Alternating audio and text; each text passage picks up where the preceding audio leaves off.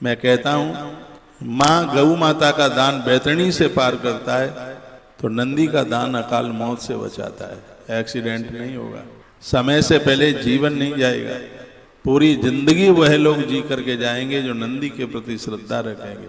नंदी का दान कीजिए। इस गौशाला में 5250 रुपए का सहयोग होता है। 11 नंदियों के लिए 55,000 रुपए का सहयोग लिया जाता है।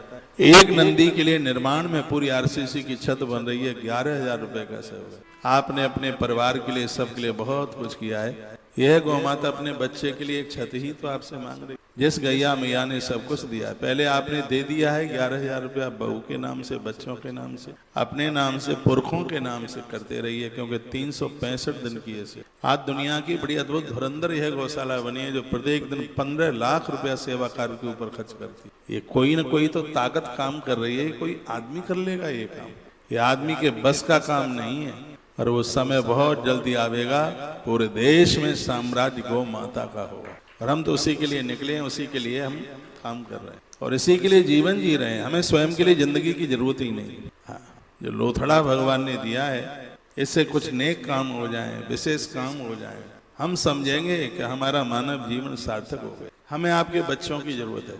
साल में 1-आध महीने के लिए आप अपने युवा बच्चों को हमारे पास भेजिए, उसी के लिए 1000 कमरे का आश्रम बन रहा है। हम और ये युवा भाई लोग मिलकर के बहुत काम करेंगे। इतनी बड़ी गौशाला है कि पेमेंट देने वालों से गौशाला पार नहीं पा पाएगी। हम ऐसी व्यवस्था करेंगे, आपके बच्चे आएंगे, हम मिलकर के, हजारों बच्चे यहाँ पर होंगे।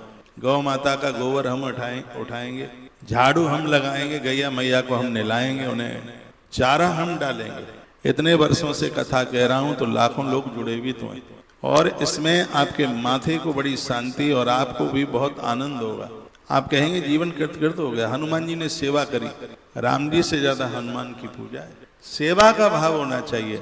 जब जब आपका जन्मदिन होता है वृंदावन आइए, आपकी शादी की तिथि होती है वृंदावन आइए, गौवंश के बीच में, इन महात्माओं के बीच में अपना जन्मदिन मनाइए। डरना नहीं है बीमारियों से, हर बीमारी का उपाय है। पहले तो कोशिश कीजिए बीमारी आवे ही नहीं। जिनके लीवर में कोई दिक्कत हो रही है, जिनकी किडनी में कोई दिक्कत हो रही है, मेरे निवेदन पर पीपल की पत्ती और नीम की पत्ती बराबर मात्रा में लेकर के उसका रस निकाल करके सुबह और शाम लीजिए। यह बीमारी छोड़ करके चली जाएगी। इतना बड़ा प्रभाव है। बरगद की छाल जो लटकती है, जटा जिसको बोलते हैं, ये इतनी गुणग्राही है, ये पेट की हर समस्या को दूर करती है और डायबिटीज के लिए किसी वरदान से कम नहीं। इसको पानी में डाल करके उबाल करके इसको लिया जाए। जटा, बरगद की जटा, यह स्वास्थ्य के लिए इतना लाभदायक है। मैं इतनी चीजें बताता हूँ, लोग बहुत इसका फायदा उठा रहे हैं, तो आप पीछे क्यों रह रहे हैं?